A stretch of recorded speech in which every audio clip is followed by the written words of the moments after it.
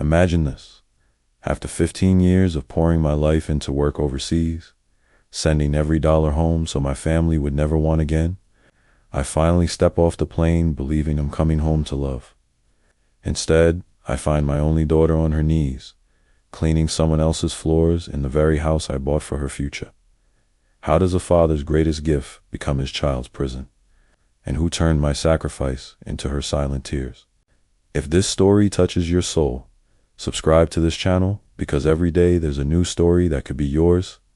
Tell us where you're listening from. My name is Michael, 50 years old, hands rough from years on oil rigs, heart carrying too many missed birthdays. I left when Sophia was 10, her small arms clinging to me, tears on her cheeks as I promised the separation would be worth it. My wife Laura and I had one dream, a safe, beautiful home where worry couldn't follow us. Every paycheck from the desert went straight into that dream. The 2-story house with the wraparound porch, I placed the deed in Sophia's name the day we closed. Untouchable, hers forever. 15 years of grainy video calls, saving every extra cent, listening to Laura's calm voice saying, "Everything here is fine, Michael. Sophia's growing up so well." I believed her. I had to. Then the day came I had enough saved. I flew home imagining Sophia running into my arms, Laura smiling with happy tears. The taxi stopped in front of a house that looked richer than memory allowed fresh paint. Perfect garden, luxury car shining in the drive. I knocked. A polished woman in her 60s opened the door, pearls at her throat, cool distance in her eyes. "Yes, I'm Michael. This is my daughter Sophia's house." "Where is she?" She lifted an eyebrow. "Sophia owed the help. She's in the kitchen. Help." The word landed like a stone in still water. I stepped inside, heart pounding, and there she was, my Sophia on her knees, cloth in hand, hair tied back simply. She looked up. "Time stopped, Daddy," she whispered, voice breaking. I dropped my bag and pulled her close. She felt fragile, like she might disappear. For a second she melted into me, then gently pulled away, eyes filled with something I couldn't name. "What is happening here?" I asked, voice trembling. Sophia glanced toward the hallway. The woman, Mrs. Evelyn Caldwell, watched from the shadows. "This is my home now," Mrs. Caldwell said quietly. "Sophia stays here and helps to cover her keep. Your home, every brick, every window, every dream soaked into those walls. I paid for them with 15 lonely years. How could this stranger speak those words while my daughter looked at the floor?" That night, Sophia and I slipped to the backyard, hiding beneath the old oak I planted the day we moved in. Moonlight painted silver across her tired face as she started to speak, voice barely above the wind. "Dad, after you left, things changed." "Mom?" Headlights swept across the lawn. A car door closed softly. Laura stepped out of a sleek black sedan, face palling when she saw us together. In that single frozen moment, a chill settled in my chest.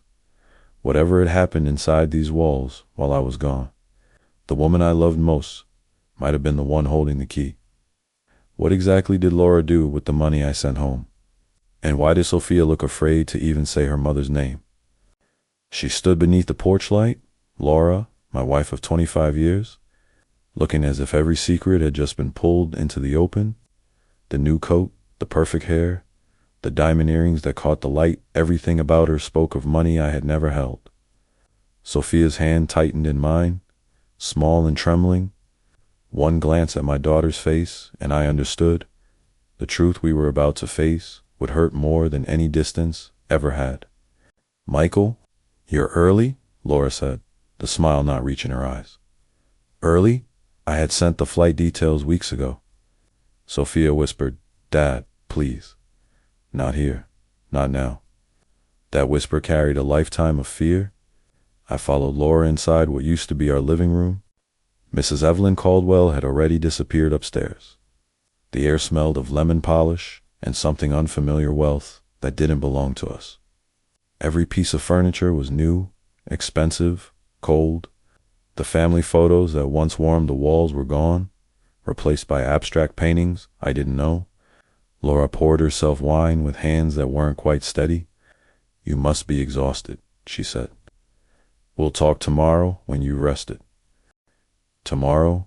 For 15 years, it had always been tomorrow. One more year of burning sun and empty nights so I could send more home. And now another tomorrow? No, I said softly. We talk tonight? Sophia lingered in the doorway, eyes begging me to stay calm. My heart split down the middle, one half for the little girl who needed protection, the other for the man who was beginning to see he might have lost everything. Laura sighed as though I were the one making things difficult.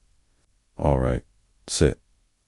She told a story so polished it could have been practiced 1,000 times. Money had been tight. Repairs were needed.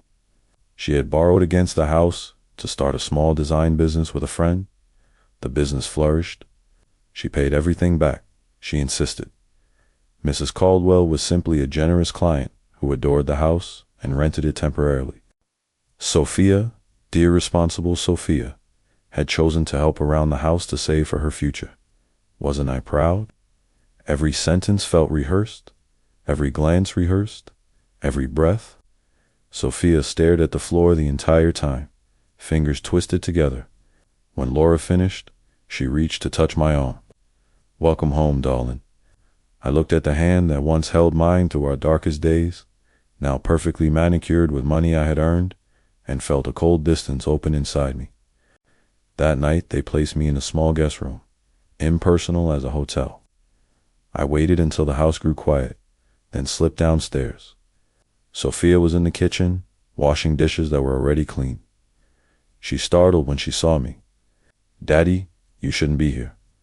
Mrs. Caldwell gets upset if Sophia... I gently lifted her chin. Just us now. Tell me. Tears welled in her eyes. She started to speak, then froze. Saw footsteps on the stairs. Laura appeared in the doorway in a silk robe, expression unreadable. Sophia, go to bed, she said quietly. My daughter looked between us, eyes wide with fear, then whispered, I'm sorry, Dad, before vanishing. Laura offered the same fragile smile that once made me believe in forever. Tomorrow, Michael, she repeated. Everything will feel clearer tomorrow. I lay awake listening to low voices upstairs, Laura and Mrs. Caldwell, talking long after midnight. At one point, Sophia cried out in her sleep, a sound that broke something inside me. By dawn, I had decided. I would go to the county records office the moment it opened. Whatever story Laura told, the paper truth would speak louder. But as I stepped outside to retrieve my documents from the taxi, something made my breath catch. The luxury car now had new plates, and half hidden behind the bushes sat another car I recognized all too well. It belonged to the man Laura once swore she had left behind forever. Why was his car here before the sun rose? And why did Sophia press her hand to her bedroom window, mouthing words I couldn't hear but felt in my soul? I stood in the gray dawn, staring up at Sophia's window. She pressed her palm to the glass again, eyes pleading, then disappeared as a shadow passed behind her curtain. My daughter was trapped inside the home meant to be her sanctuary. Every instinct told me to run upstairs, but I knew one reckless moment could cost her more than I could bear. I forced myself to turn away for now.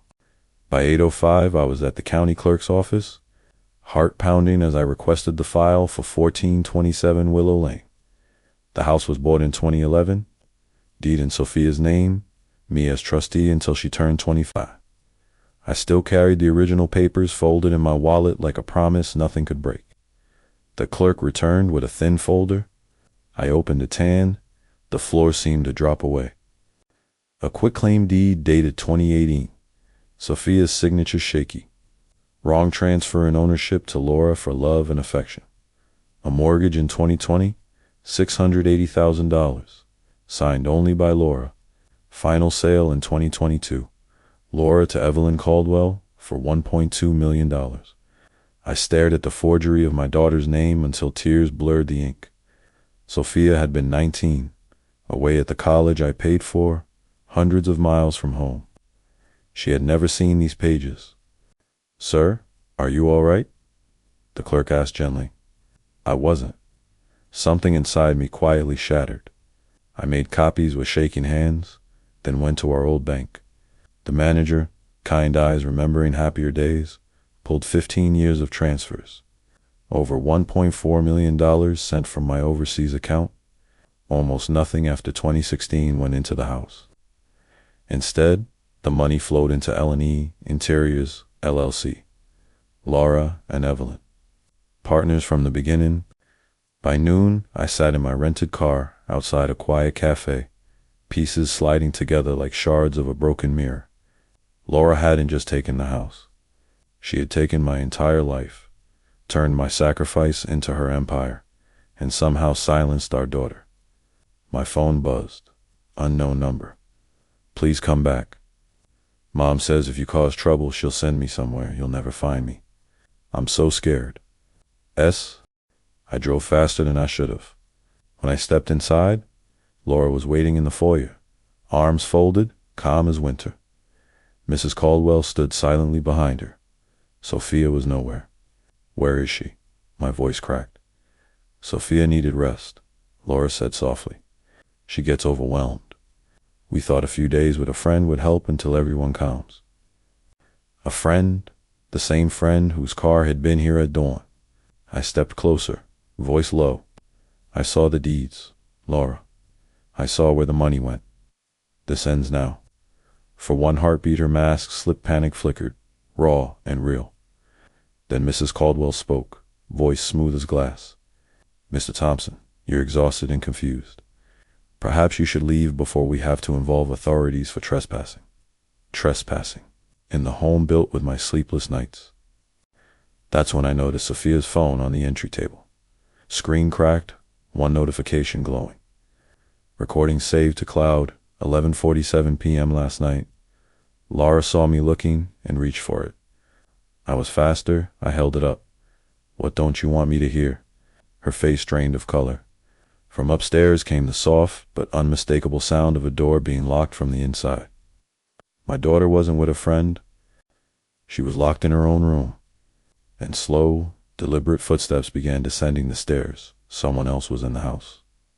Who was coming down those stairs? And what had they done to keep my little girl silent for so many years? The truth is getting closer, darker, and more heartbreaking. The footsteps stopped halfway down the stairs. A man's silhouette appeared in the dim hallway light, tall, familiar, and completely wrong for this moment. Victor Langston, Laura's old business partner from before I left. The one she swore was ancient history. His presence here, now, felt like the final crack in everything I thought I knew. Laura's hand flew to her throat. Victor was just dropping off some paperwork. She said it too quickly. Victor only smiled. The same slow smile I remembered from years ago, the one that never quite reached his eyes. I didn't look at him. My gaze stayed on the phone in my hand, Sophia's phone. The cracked screen glowed with that single notification. Whatever was saved at 11:47 last night was the reason my daughter was locked upstairs like a prisoner. Michael, give me the phone, Laura whispered, stepping closer. Her voice shook with something that sounded like fear, real fear. I backed toward the front door, thumb already sliding across the screen. Password. Sophia still used the same 4 digits, 1492. The year I told her the world changed forever. The phone unlocked. One audio file. 4 minutes 32 seconds. I pressed play. At first only breathing, quick and frightened. Then Sophia's voice, small and trembling. If anyone ever hears this, Dad, if you come back and I'm not okay, please know I tried to fight. Mom said if I ever told you the truth, she'd make sure you never found me. She and Mrs. Caldwell, they took everything. The house, the money, my college fund, everything you sent. They made me sign papers when I was home one weekend. I was so scared I just did what they said. They told me if I left, they'd say I stole from them. They'd ruin you. I'm sorry, Daddy. I'm so sorry I wasn't stronger. A muffled sob, then Laura's voice, cold and close to the microphone. Enough. Give me the phone, Sophia. You know what happens if you don't? The recording ended with the sound of a door closing, soft but final. Silence filled the foyer like water rising in a sinking ship. Laura's face had gone gray.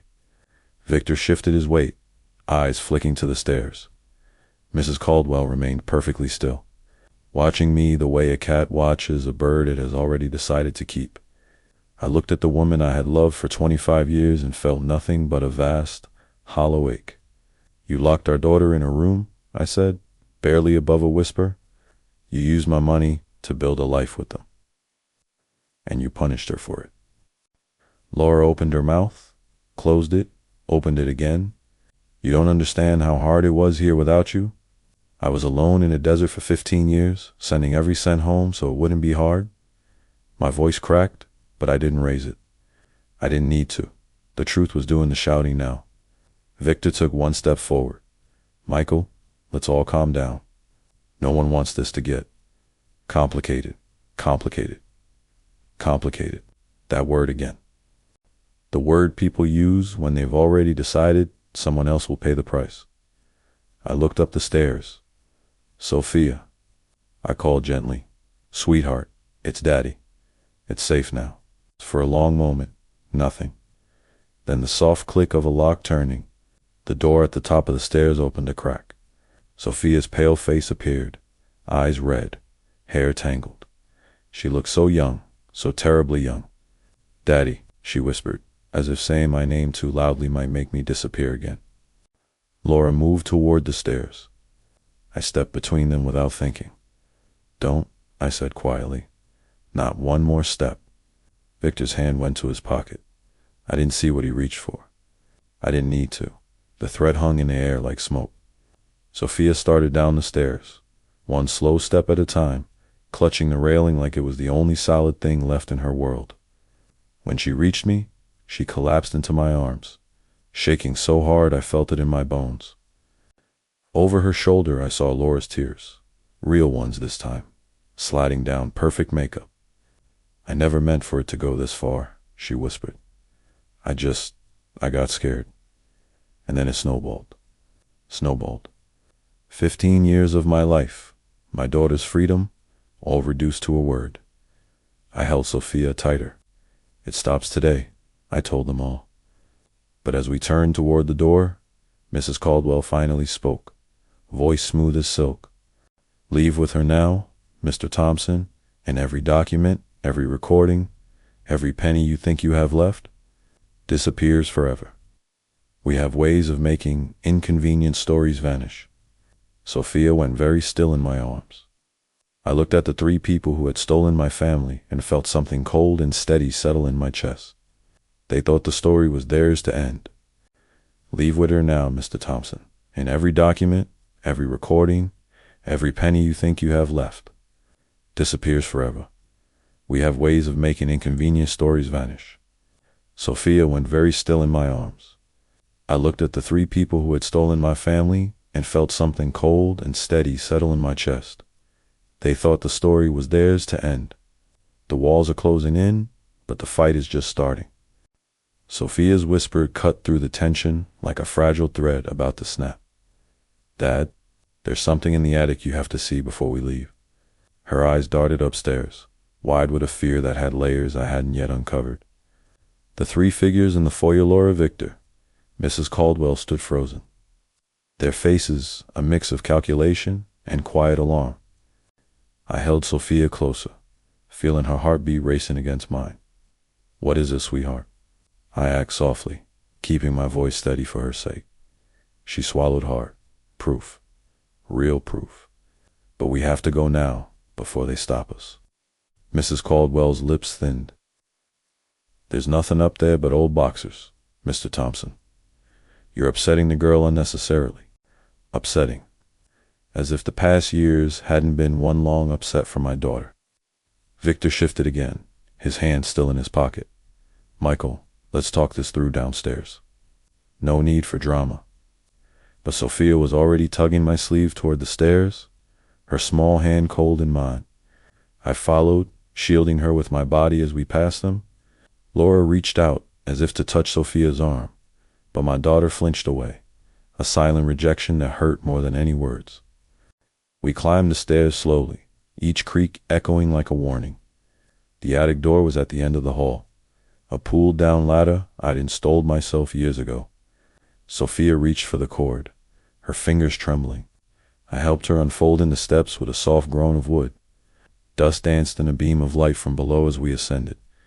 The attic smelled of forgotten time-old paper, faint lavender from sachets Laura once loved. Boxers lined the walls, labeled in her neat handwriting, holidays, Sophia's school, Michael's things. Sophia went straight to a small trunk in the corner, one I didn't recognize. It was locked with a simple padlock, new and shiny against the aged wood. "They keep the key downstairs," she whispered. But I made a copy. She pulled a tiny key from her pocket, hands shaking as she fitted it in. The lock clicked open. Inside were folders, thick and organized. She lifted the top one and handed it to me. Bank statements, dozens of them. Offshore accounts in the Cayman Islands, routed through L&E Interiors. My transfers, every single one listed with dates, amounts, even notes in Laura's handwriting. Michael's contribution Q3. But the balances? Millions accumulated, far beyond what a small design firm could earn legitimately.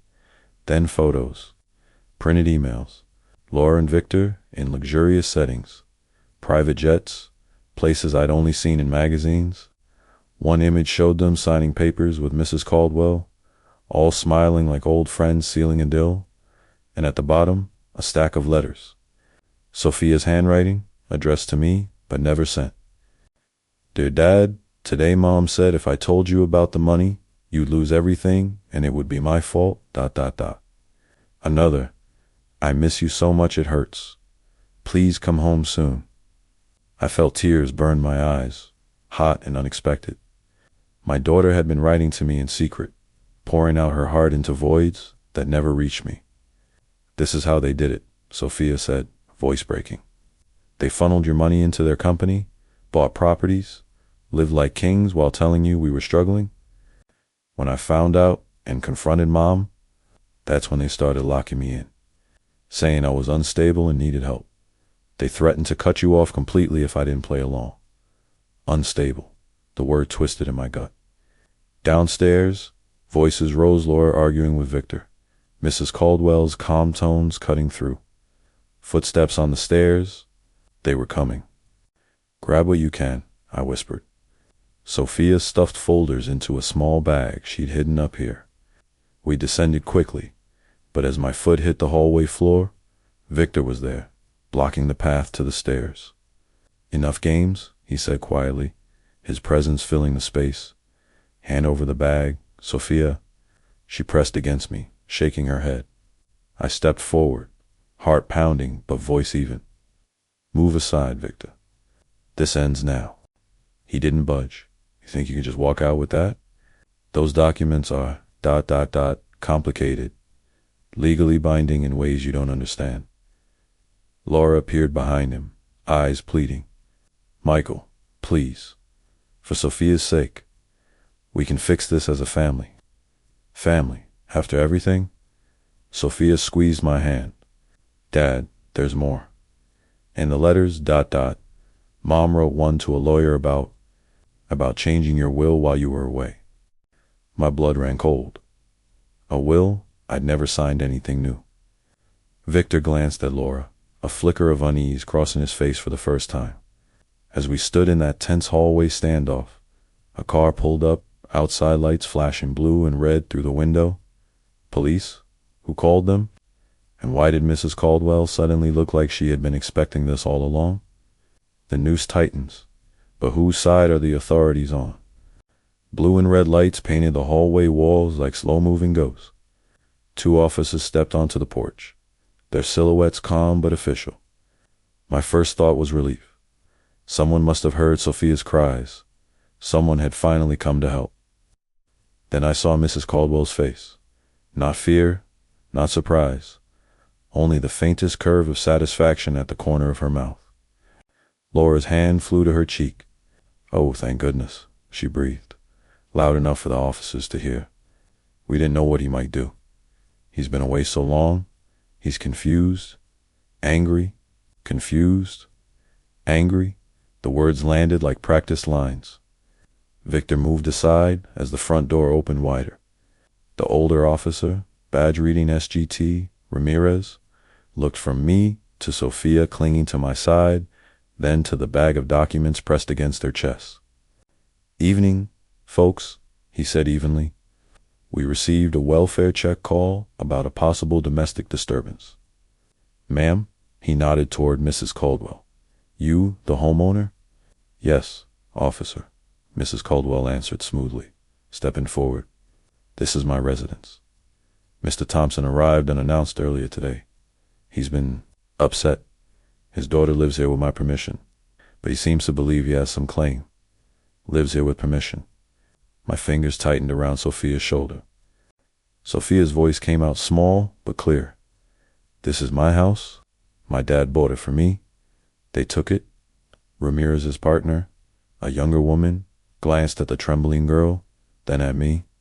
Something softened in her eyes. Laura filled the silence with fresh tears. "Officer, my husband has been overseas for years. The separation was hard on all of us. Sophia has struggled with emotional issues. We've been trying to keep her safe." Emotional issues. The same lie they'd used to lock her away. I opened my mouth, but Mrs. Caldwell was faster. She produced a folder from the side table thick. Official looking and handed it to SGT Ramirez. "Here's the recorded deed in my name, the mortgage documents, and a restraining order filed this afternoon on behalf of Sophia, for her own protection, of course, from her father." My stomach dropped. A restraining order? Filed when? I'd only been in the country 24 hours. Sophia whispered, "Dad, they planned this." Ramirez scanned the pages, brow furrowing. "Mr. Thompson, do you have any ID?" I handed over my passport with shaking fingers. While they checked it, Mrs. Caldwell added softly, "He forced his way in earlier.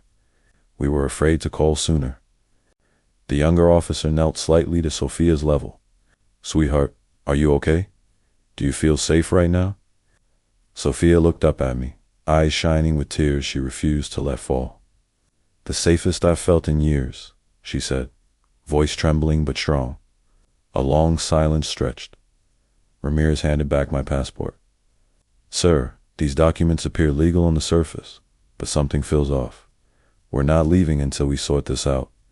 Everyone stays calm. Mrs. Caldwell's composure flickered for the first time. I took the opening. "Officer, my daughter has evidence, upstairs bank records, letters, audio, everything that proves what really happened to the house and the money I sent home." Victor shifted. "That's private property. You can't just—" "We can," the younger officer cut in gently. "If a minor or any resident claims coercion or fraud, we have a duty to investigate." Laura's tears stopped, like someone turned off a tap. Ramirez looked at Sophia. "Young lady, would you feel comfortable showing us what you mentioned?" Sophia nodded, clutching the bag tighter. As we started toward the stairs, Mrs. Caldwell moved to block the path. "This is my home. You need a warrant." Ramirez met her gaze. "Ma'am, we're here on a welfare check. If the resident invites us to see something that affects her safety, we don't need a warrant to follow her."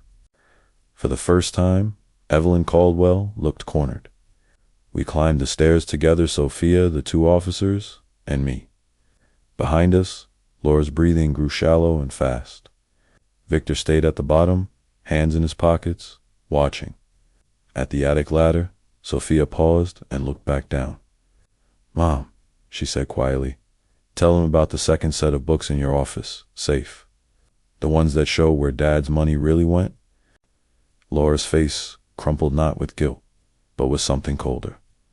Resignation, and in that moment, I realized the police call hadn't come from a neighbor. Someone inside this house had dialed 911, but it wasn't Mrs. Caldwell who made that call. And what was waiting inside Laura's office safe that could finally bring this nightmare into the light? The tables are turning, slowly, painfully.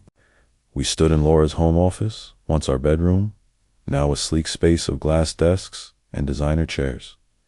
A large portrait of Laura and Mrs. Caldwell hung on the far wall, both women smiling like conquerors. Sophia walked straight to it, reached behind the frame, and pressed something I couldn't see. The portrait swung forward on silent hinges, revealing a wall safe I never knew existed. Laura made a small, broken sound. "Sophia, please, don't do this." My daughter didn't look at her. She only turned to SGT Ramirez. The combination is Mom's birthday backward. She never thought I'd figure it out. The officer nodded once. Sophia spun the dial. 695403. A soft click. The door opened. Inside were two leather-bound ledgers, a flash drive, and a stack of passports, 3 of them, all with Victor's photo, but different names. Ramirez lifted the first ledger carefully. Page after page of meticulous entries. My transfers listed beside withdrawals for jewelry, private schools in Switzerland not for Sophia, a vineyard in Napa, luxury apartments in Miami, every dollar I sweated for, cataloged like trophies. The second ledger was worse. It recorded payments to a law firm specializing in elder financial planning. My name at the top, dates when I was thousands of miles away. Notes about capacity concerns due to prolonged absence and recommendation for guardianship transfer. They had been building a case to declare me incompetent while I was still sending them money. Victor appeared in the doorway, face tight. That's all explainable business. Business that stole a man's life savings and imprisoned his daughter. The younger officer asked quietly. Victor fell silent. Sophia reached deeper into the safe and pulled out a small velvet pouch. She opened it with trembling fingers. Inside was my old wedding ring, the one I had lost on the oil rig years ago, or so Laura had told me. Next to it, a locket I'd given Sophia on her 10th birthday, the one she'd worn every day until I left. Laura had told me both were lost in a move. Sophia's voice was barely a whisper. She kept them to remind me what I'd lose if I ever spoke. Laura sank into a chair, hands covering her face. For the first time, she looked small. Ramirez closed the ledgers. "Ma'am," he said to Laura, "we're going to need you to come with us for questioning. Same for Mr. Langston and Mrs. Caldwell." Mrs. Caldwell lifted her chin. "I'd like my attorney present." "You'll have that right," Ramirez replied. "But these documents and a young lady's statement are enough for custody to be taken tonight." Custody, the word hung in the air like mercy. Sophia turned to me, eyes shining. "Dad, does this mean it's really over?" I pulled her close, kissing the top of her head. "It means the worst part is over, sweetheart. The rest we fixed together." As the officers began collecting evidence, Laura looked up at me. Real tears this time, not the practiced ones. "Michael," she whispered, "I never meant for Sophia to get hurt. It started small, just a little borrowing. Then I couldn't stop."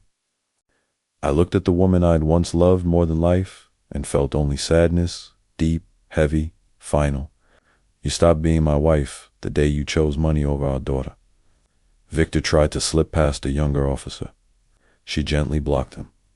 Mrs. Caldwell was already on her phone, voice low and urgent, but the fight had gone out of her. Downstairs, the front door opened again. 2 more officers, evidence bags, a detective. The house that had been my prison of hope for 15 years was now a crime scene. Sophia and I stepped onto the porch as the sun began to set, painting the sky the soft pink of new beginnings. She leaned her head on my shoulder. "Daddy," she said quietly, "can we plant a new oak tree? One that's just ours?" I kissed her forehead. "We can plant a whole forest, baby girl." But as the officers led Laura to the patrol car, she turned back one last time. Her eyes met mine, and for a single heartbeat I thought she might apologize. Instead, she mouthed 2 words I never expected. "I'm sorry. He made me." He, Victor, or someone else? And why did the detectives suddenly look up from the flash drive they had just taken from the safe and stare straight at me with something that looked very much like pity? A door closes on one nightmare, but another name just whispered in the dark. The detective, a quiet man with kind but tired eyes, motioned me away from the patrol cars. Sophia was already wrapped in a blanket inside another officer's vehicle, sipping hot tea, finally safe. The evening air smelled of coming rain. "Mr. Thompson," he said softly, "we need to speak privately. It's about the flash drive." He led me to the hood of his car and opened the laptop. One folder, hundreds of files. He clicked the newest video, dated 3 nights ago. Laura's face filled the screen, sitting at the same glass desk, speaking directly to the camera as if she knew one day it would be evidence. "If you're watching this, Michael has come home, and everything is lost." Her voice was flat, exhausted. "It started with Victor, yes, but he was never the one in control. There was someone else, someone who loaned us the first bridge money when the company almost collapsed, someone who owns the offshore accounts, the vineyard, the apartments, everything we pretended was ours." She looked off camera, afraid, even in her own office. "His name is Gregory Caldwell, Evelyn's husband. He lives in Europe now, almost never comes back. But he never let go of the strings. When Sophia started asking questions, he told Evelyn to handle it. When I begged to stop hurting her, he reminded me that prison is a long time for fraud, and that accidents can happen overseas to men on oil rigs.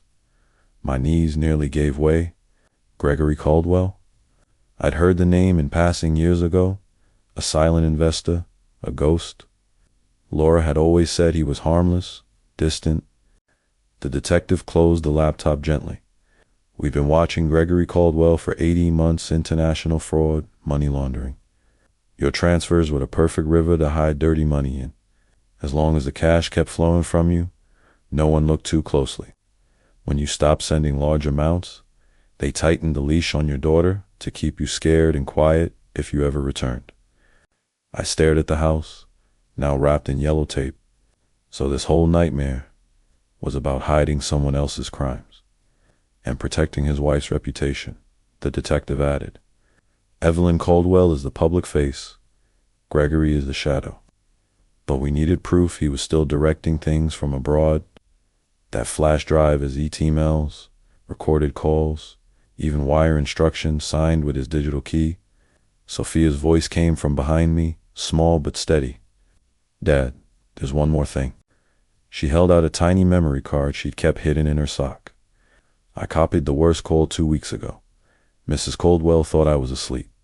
She was on speaker with him. He told her if I became too much trouble, they should make me disappear for good. Like a bad debt."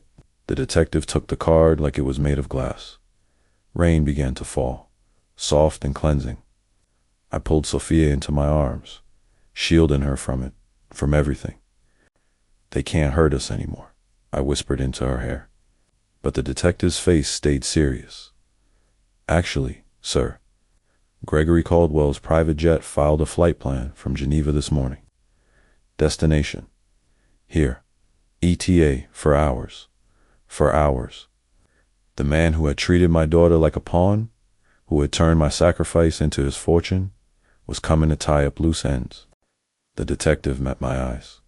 "We'll have teams at the airport, but men like him don't land where we expect. If he thinks his wife is in custody, he may try something desperate before we reach him."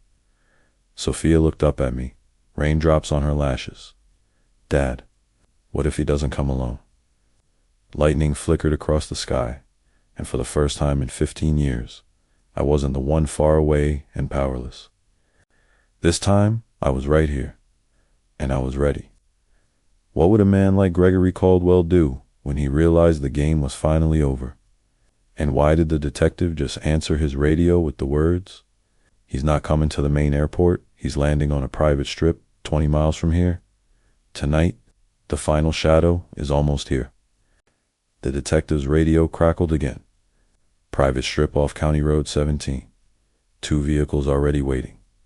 Heat signatures show for maybe 5 people. Looks like he brought muscle." Muscle.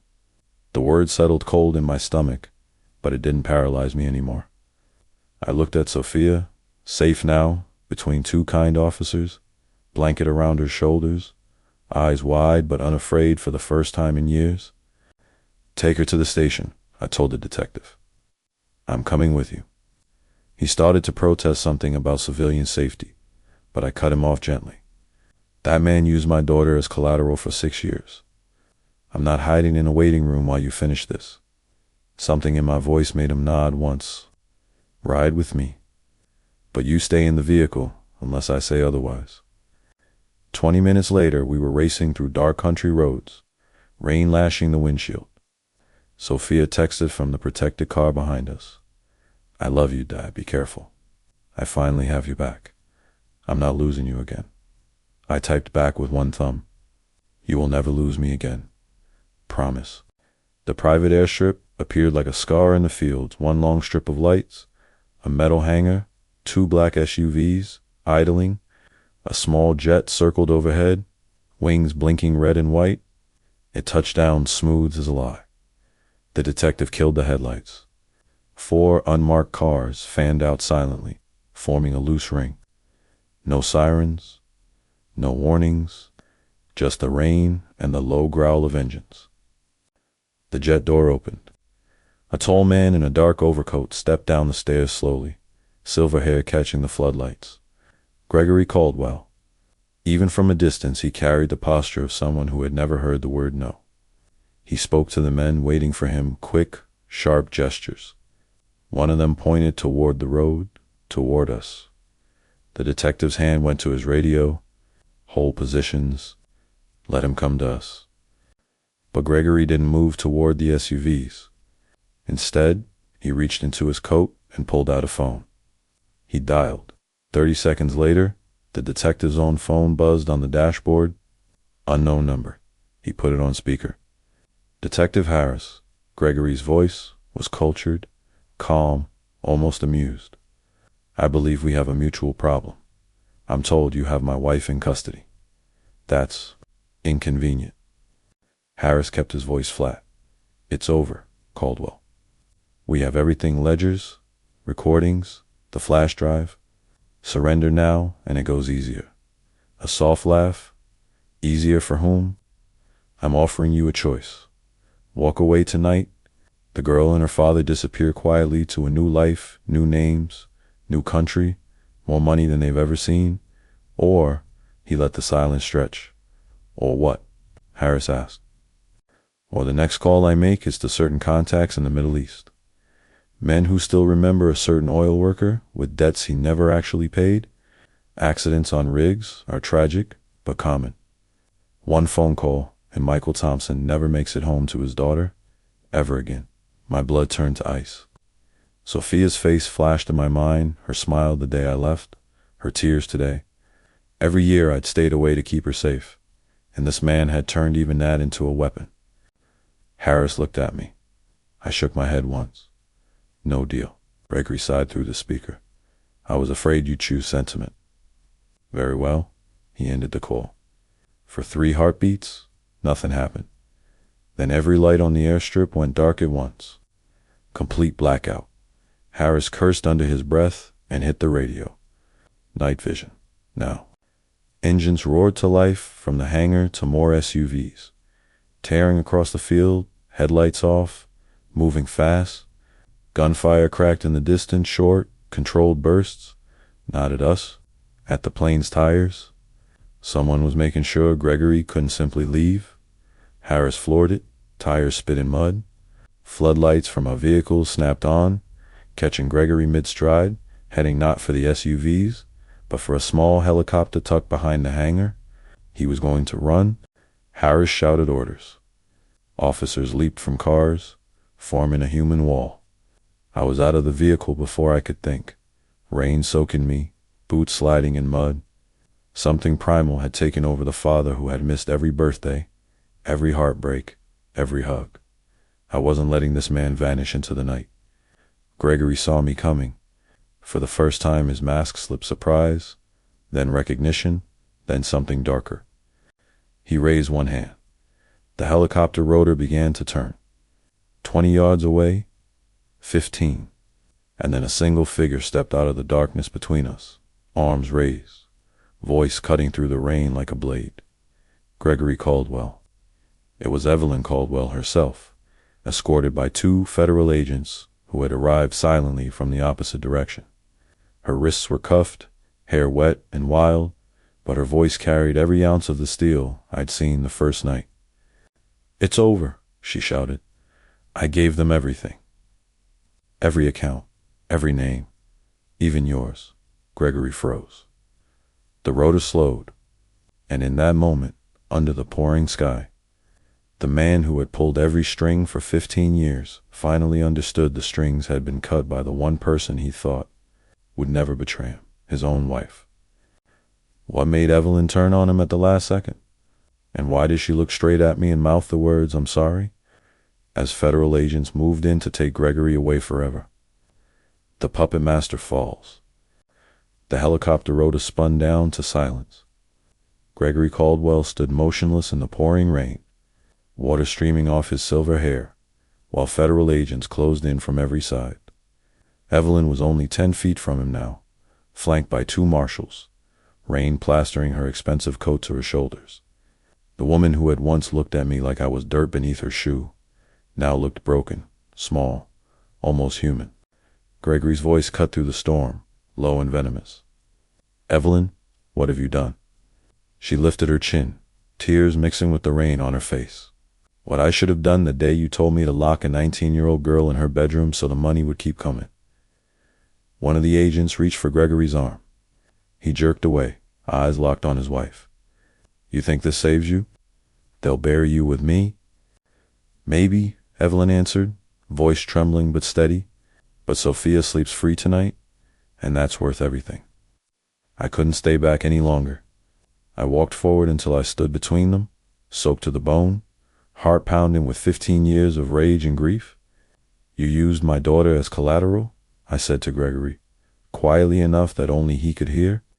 "You turned my love for her into your shield. Look at me. Look at the man you stole from." For the first time, he really looked. Something flickered behind his eyes, recognition. Perhaps that I wasn't the invisible worker thousands of miles away anymore. I was here, breathing the same air, close enough to see the tremor in his hand. "I never touched her," he said quickly. "It was always just business." "Your business kept my child in a cage," I answered. "Your business made her believe I abandoned her." Evelyn's voice came from behind me, soft and cracked. "Michael, there's one more thing you need to know. The real reason I turned myself in tonight." She nodded to the nearest marshal. He produced a small evidence envelope and handed it to Detective Harris, who passed it to me. Inside was a single sheet of paper, an old power of attorney form dated 2019, signed with my name in shaky handwriting that wasn't mine. At the bottom, a notary stamp and a witness signature, Evelyn Caldwell. My blood froze. "With that," Evelyn said, "Gregory was going to have you declared legally dead next month. A rig explosion in the Persian Gulf, body never recovered. Then every remaining dollar in your overseas accounts would transfer to a trust. Controlled by him, Sophia would have been left with nothing and no father." I stared at the forged signature, my name twisted into a lie that would have erased me forever. Harris put a steadying hand on my shoulder. "We have the notary in custody. He's already talking. The plan dies tonight." Gregory's composure finally shattered. He lunged toward Evelyn, shouting words lost in the rain, but the agents caught him easily, guiding him toward a waiting van. As the door slammed shut, he turned one last time and looked straight at me. "This isn't finished," he said through the glass. I met his stare without flinching. "Yes, Gregory, it is." The rain began to ease. Dawn wasn't far off. Evelyn was led to a separate vehicle. Before she got in, she paused. "Mr. Thompson, Michael, I don't expect forgiveness. I just needed you to know the whole truth before they take me away." I looked at her for a long moment. "You gave me my daughter back tonight. That's the only thing that matters." She nodded once, tears falling freely now, and disappeared into the van. Sophia ran to me the second the officers allowed it, throwing her arms around my neck like she was 10 years old again. I held her so tightly I felt her heart beat against mine. "Daddy," she whispered into my soaked shirt. Can we go home now? A real home? I kissed her forehead, tasting rain in relief. We're going to build one, sweetheart. Brick by brick, just us.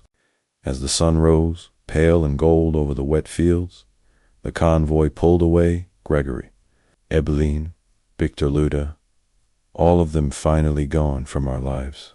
But one question still lingered in the quiet morning air, soft as Sophia's breathing against my chest. What would we do with all the years they stole? And how would we turn 15 years of pain into a lifetime of healing? The chains are broken. The sun rose fully as we reached the police station. Sophia had fallen asleep against my shoulder in the back of the detective's car, her face peaceful for the first time since I'd found her scrubbing that kitchen floor. I carried her inside, wrapped in a blanket, refusing to let go, even when the officers offered a cot. She stirred only once, murmuring, "Don't leave me again," and I whispered into her hair, "Never, baby girl, never again." Detective Harris led us to a quiet family room with soft chairs and warm light. A kind social worker brought hot chocolate for Sophia and coffee for me. When my daughter finally opened her eyes, she looked around as if expecting the walls to close in again. Then she saw me and the fear melted away. "Daddy, is this real?" "It's real," I said, voice thick, "and it's ours now." They let us stay there all morning while statements were taken in another room. Harris came in around 10 with a small smile, the first I'd seen from him. "Good news," he said. "The U.S. attorney is filing charges this afternoon. Wire fraud, theft by deception, false imprisonment, conspiracy. The list is long. Every account linked to L&E Interiors has been frozen. In the house on Willow Lane, the fraudulent deeds are being unwound as we speak. By the end of the week, the title returns to Sophia's name, free and clear." Sophia's hand flew to her mouth. We get to keep our house. It was always yours," Harris said gently. "They just made you forget for a while." He slid a folder across the table. Inside were temporary protective orders, new bank cards in Sophia's name, seeded with emergency funds from the recovered accounts, and a letter from the district attorney promising full victim support. Then he placed one more thing in front of me. My original passport, now stamped with a new visa page that read "Permanent Resident Family Reunification." "Welcome home, Mr. Thompson. Officially, no one can ever send you away again." I stared at the stamp until tears blurred the ink. Sophia leaned over and kissed my cheek. "We're really free, Dad." "Completely," I whispered. By noon, they released us into the care of a victim advocate named Maria, a warm woman with kind eyes who drove us to a quiet hotel the county paid for. She promised new clothes, groceries, and counseling would arrive tomorrow. "For now," she said, "just rest." The hotel room had 2 beds and a wide window looking out on a small lake. Sophia stood there a long time, watching ducks glide across the water like nothing bad had ever happened. I came up behind her and wrapped my arms around her shoulders. She leaned back into me, the way she did when she was little. "I keep waiting to wake up," she said softly. "You're awake, sweetheart, and I'm never closing my eyes again." That afternoon, we sat cross-legged on one of the beds, eating pizza from a box. The first real meal we'd shared in 15 years. Sophia laughed when sauce got on her chin, a sound so pure it healed something inside me I didn't know was still bleeding. Between bites, she asked, "What do we do first, Dad, when we get the house back?" I thought about it, really thought. Not about furniture or paint colors, but about memories. "First," I said, "we're filling every room with photographs, new ones. You and me at the beach, at Christmas, at stupid tourist traps, everywhere. So the walls never forget who this family is again." She smiled, eyes shining. "And second, we plant that oak tree you asked for, right in the front yard. So every year it grows taller, just like you." She laid her head on my shoulder. "I love you, Daddy. I love you more than every grain of sand I ever stood on, Soph." Night fell soft and quiet. We left the curtains open so the moon could watch over us. Sophia fell asleep, holding my hand across the space between the beds. I stayed awake a long time, listening to her breathe, feeling the weight of 15 lost years settle into something new, not pain anymore, but purpose. Tomorrow we would start healing. Tomorrow we would begin again. But tonight, for the first time in 15 years, my little girl slept safe in the same room as her father. And that was enough to last a lifetime. Still, in the quiet of the night, one gentle question remained. What do you do when the storm finally ends, and the sun rises on a life you have to rebuild from the ground up, one brave heartbeat at a time? The healing has only just begun. A week later, Maria drove us back to Willow Lane. The yellow police tape was gone. A new for sale sign had never appeared. Instead, a simple handwritten note was taped to the front door. Welcome home, Sophia and Michael. The house is yours again. U.S. Attorney's Office. Sophia stood on the sidewalk, staring up at the porch, her hand tight in mine. It looks exactly the same, she whispered. No, I said gently. It looks like a house that's been waiting for its real family to come back. We walked up the steps together. The key the detective gave us turned smoothly in the lock. The door opened with the familiar creak I'd dreamed about for 15 years. Inside, the air smelled of lemon polish and fresh paint. Someone had cleaned and repaired everything. The cold, modern furniture was gone. In its place were simple, comfortable pieces the victim fund had delivered. On the mantel sat a framed photo, already waiting. Sophia and me at the hotel, taken by Maria the morning we left, both of us smiling like we'd won the world. Sophia dropped her small bag and ran from room to room, touching walls, opening windows, letting sunlight pour in. When she reached the kitchen, the same kitchen where I'd found her on her knees, she stopped. The floor gleamed, but she stared at it anyway. I hated this room, she said quietly. I came up behind her and wrapped my arms around her.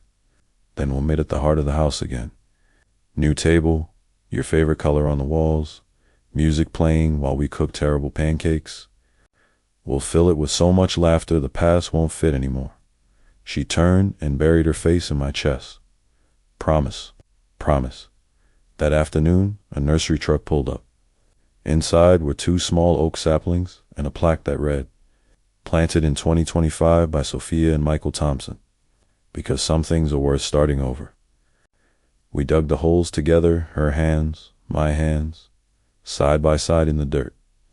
When the first tree was in the ground, Sophia pressed the plaque into the soil and looked up at me. I used to pray you'd come home before my 18th birthday, she said. Then my 21st.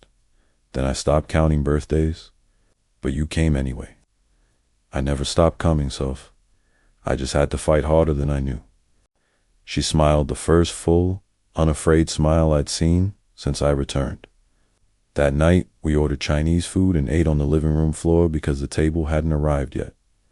We left every light in the house burning, chasing shadows away. When it was time for bed, Sophia paused at the top of the stairs. Dad, can I sleep in your room tonight? Just tonight? I opened my arms. Every night you need, until you don't anymore. We pushed the 2 beds together to make one big one, like a sleepover. She fell asleep with her head on my shoulder, fingers curled around mine. In the quiet, I whispered into the dark, I'm sorry it took me so long. And in her sleep, she answered, You were always right on time, Daddy. Outside our window, the 2 little oaks stood in the moonlight, small, fragile, but rooted deep. And for the first time in 15 years, every door in the house stayed unlocked. But tomorrow would bring one final visitor, someone I never expected, carrying a letter from the one person whose forgiveness I wasn't sure I could ever accept, who was coming up the driveway at sunrise. And what words could possibly begin to mend what was broken between a mother and the daughter she betrayed? The homecoming is complete. Almost. The knock came at sunrise, soft but certain. I opened the door, holding 2 mugs of coffee, expecting Maria or a delivery driver. Instead, a prison transport officer stood on the porch, raincoat dripping.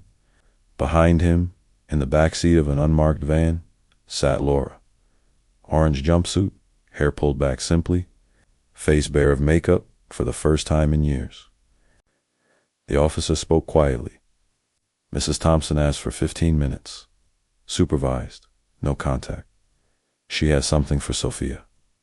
After that, she'll be transferred to federal holding. I stared at the woman I had once known better than myself. She looked smaller, older, like the years she stole from us had finally caught up to her all at once. Sophia appeared beside me in one of my old t-shirts, barefoot, eyes wide but not afraid. She had heard the car. She slipped her hand into mine. "Do you want to hear what she has to say?" I asked softly. Sophia was quiet a long time. Then she nodded once. From the porch, "I'm not going closer." We stepped outside together. The officer opened the van door. Laura stepped out slowly, hands cuffed in front, escorted to the bottom step.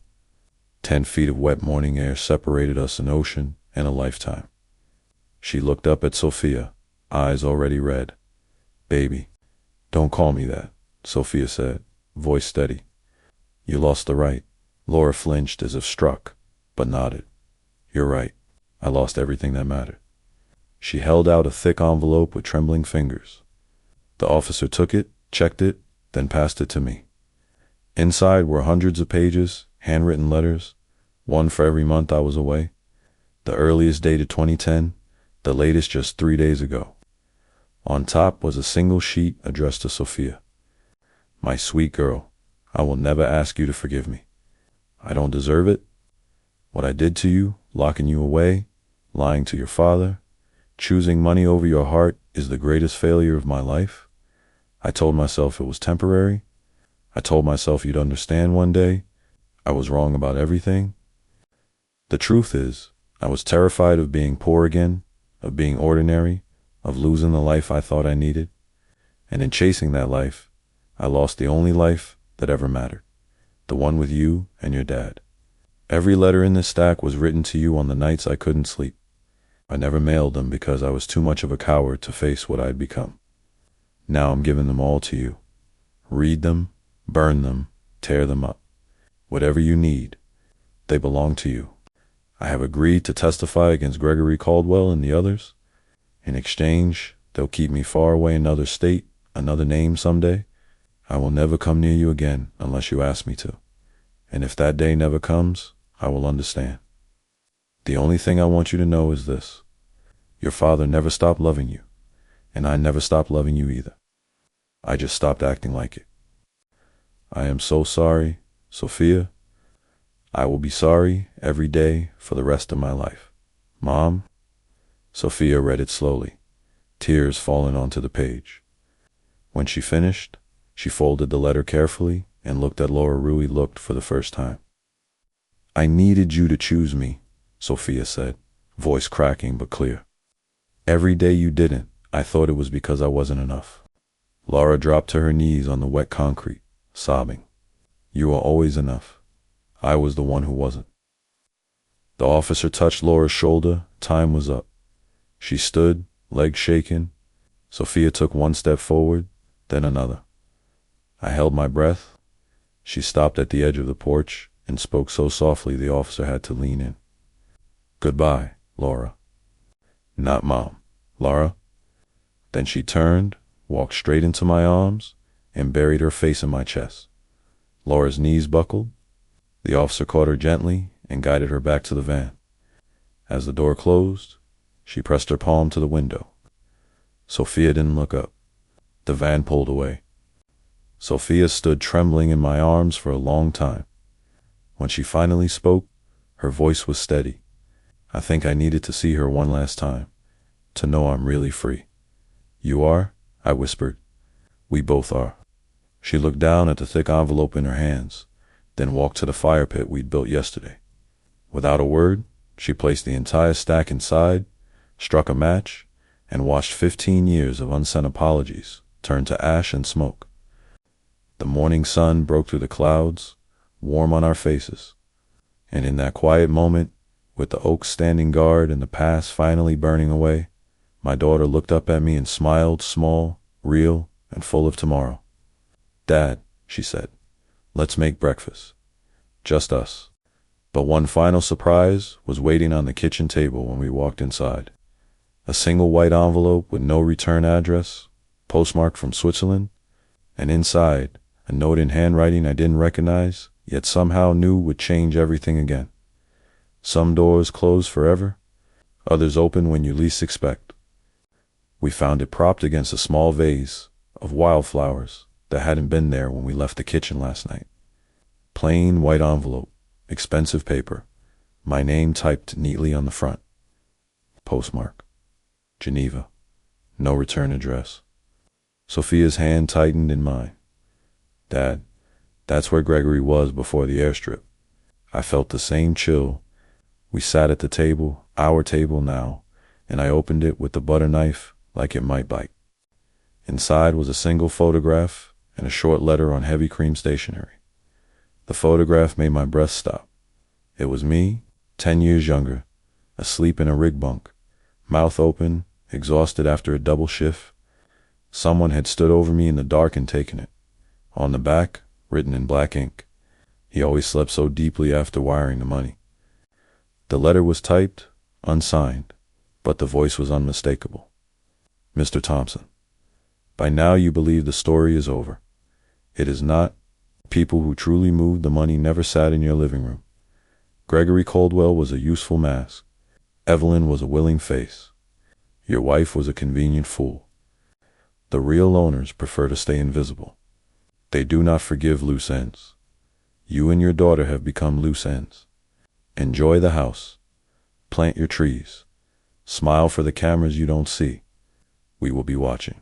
And when the time is right, we will collect what is ours. There was no signature, only a small emblem pressed into the bottom corner, a stylized serpent eating its own tail. Sophia stared at the photo, then at the letter, color draining from her face. Dad, who are they? I pulled her close, hiding how fast my own heart was racing. I don't know yet, she whispered into my shoulder. But they just made the biggest mistake of their lives. Because they didn't send this to the man who used to hide in the desert and pray his family was safe. They sent it to the father who had already walked through fire to get his daughter back. I folded the letter carefully, slipped it into my pocket, and kissed the top of Sophia's head. Sweetheart, go pack an overnight bag.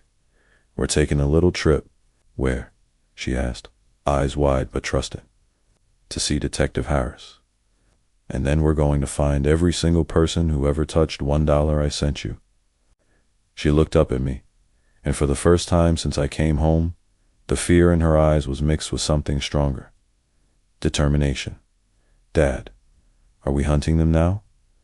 I smiled, small, calm, and absolutely certain. No, Soph. They just declared hunting season on us. We're simply going to make sure we're the ones who walk away. That afternoon, we locked the house, left the Oaks standing guard, and drove away with the serpent letter in my pocket and 15 years of rage finally finding its target. But the real surprise came when Harris met us at the federal building and slid a thick classified folder across the table with one word stamped on it, Ouroboros, and inside was a list of 12 names, powerful, untouchable men and women from 4 continents, all of them connected to the serpent emblem. And at the very top, circled in red, a name I never expected to see again. Someone I once called a friend. The final war has just begun. Detective Harris closed the blinds in the small conference room before sliding the classified folder toward me. The stamp read, or a bear's eyes only. Sophia sat beside me, no longer trembling. Her hand rested steady on my arm, ready. Harris spoke low. 3 years ago, Interpol linked that serpent symbol to a private wealth network, 12 core members. They don't rob banks. They hollow out ordinary families like yours, launder the money through legitimate lives, then vanish. Your 15 years of transfers were one of their cleanest rivers. Gregory Caldwell was just a local val. He opened the folder, 12 photographs in a circle, like a dark clock. At 12 o'clock, circled in red. Marcus Reed. My stomach dropped. Marcus Reed. My bunkmate on the first rig in 2009. The man who taught me how to wire money home safely. The one who cried with me when Sophia sent her first school photo?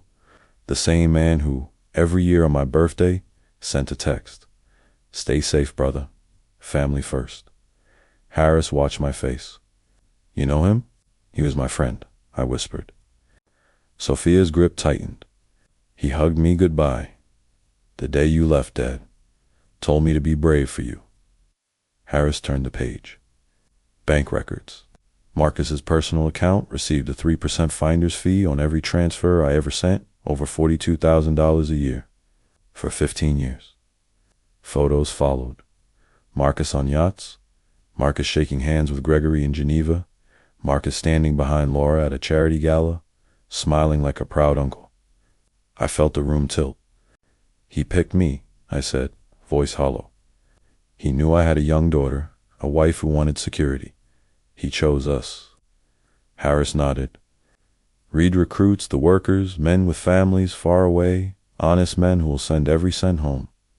Then the network bleeds them dry while keeping them alive and grateful. You were one of his longest successes. Sophia's eyes filled with tears, not fear, now rage. He used to send me Christmas cards. Told me he was proud of how strong I was. I closed the folder, the serpent staring up at me. Where is he now? I asked. Harris hesitated. That's the problem.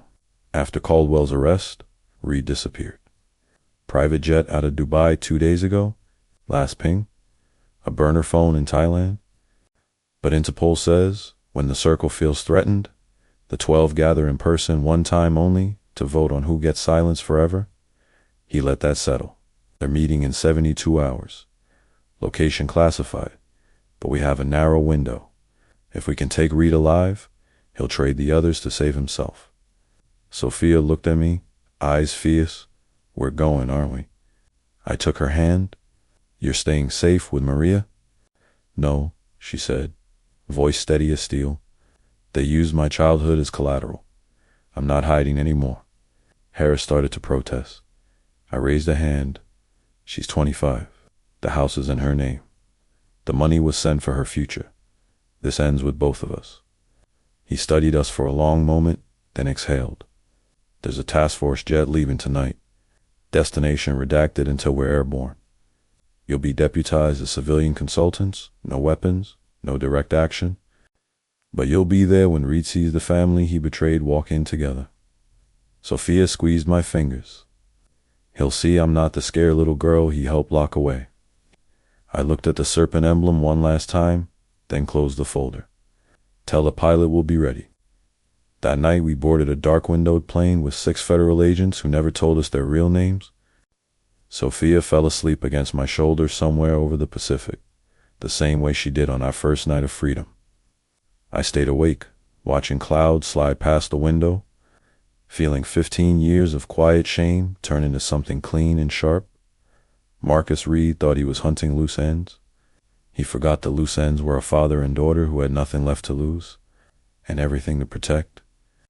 In less than 48 hours, the circle would gather to decide our fate.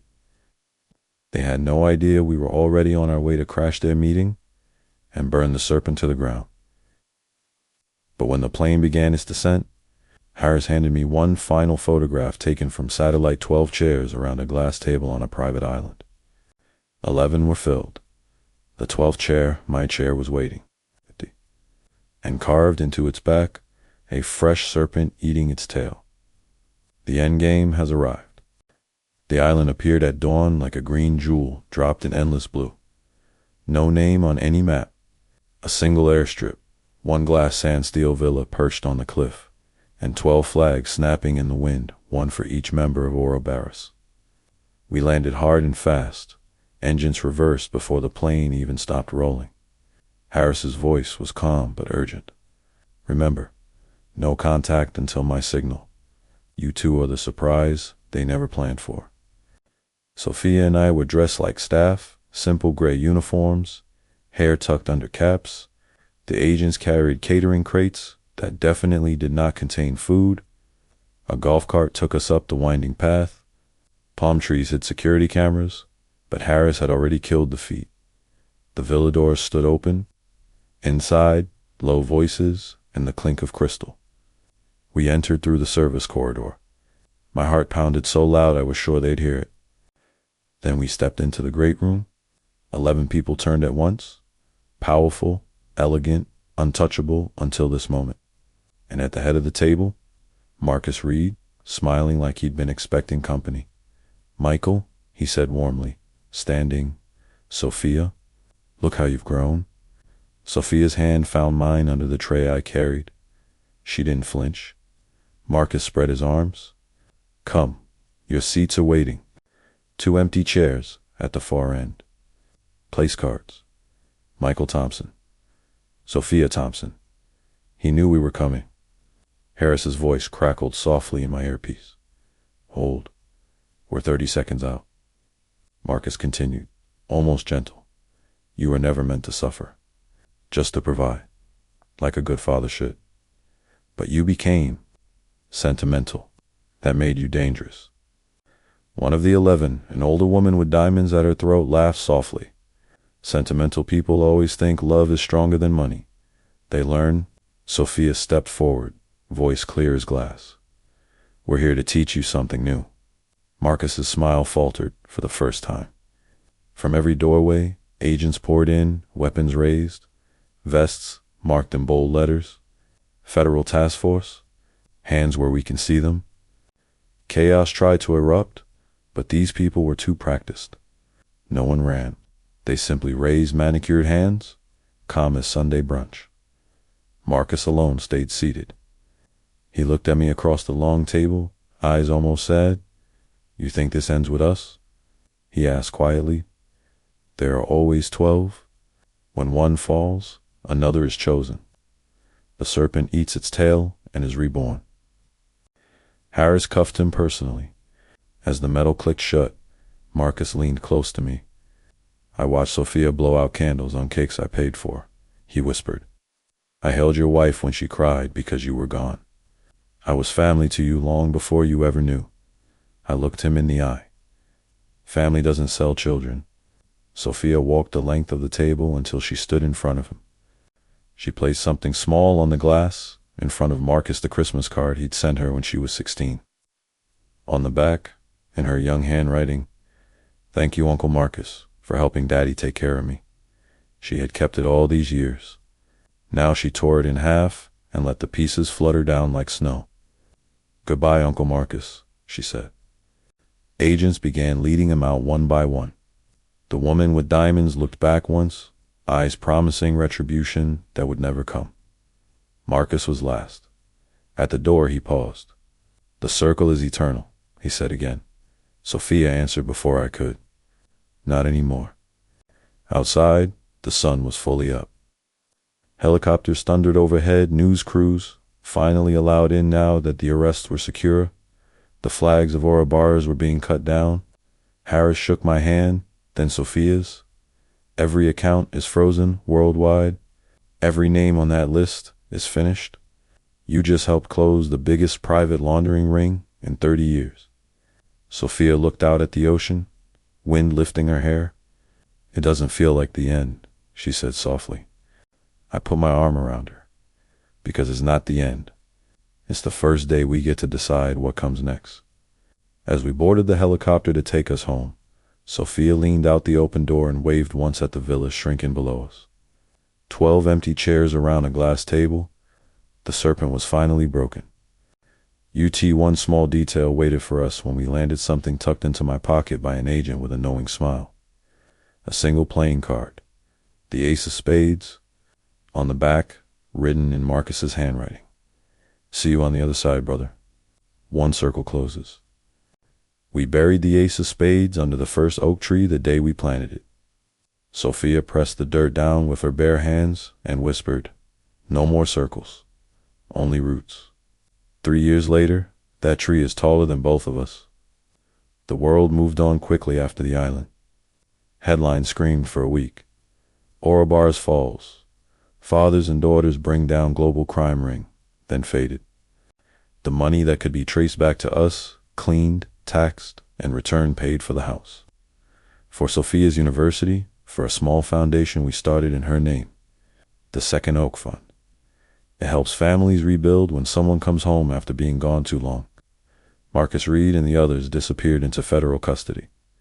Some days I still check the mailbox half expecting another serpent card. It never comes. The circle is broken for good. Laura writes once a year from a prison in another state. Short letters, always the same closing line. I am proud of the woman Sophia became despite me. Sophia keeps them in a box she never opens. One day she might, one day she might not. That is her choice, and I will never take a single choice from her again. This morning, I stood on the porch with coffee and watched Sophia walk across the yard in her graduation gown, crimson, bright as hope. She's 28 now, finishing the teaching degree she started a lifetime ago. She still calls me every night when she's on campus, just to say, "I'm safe, Dad. I'm coming home."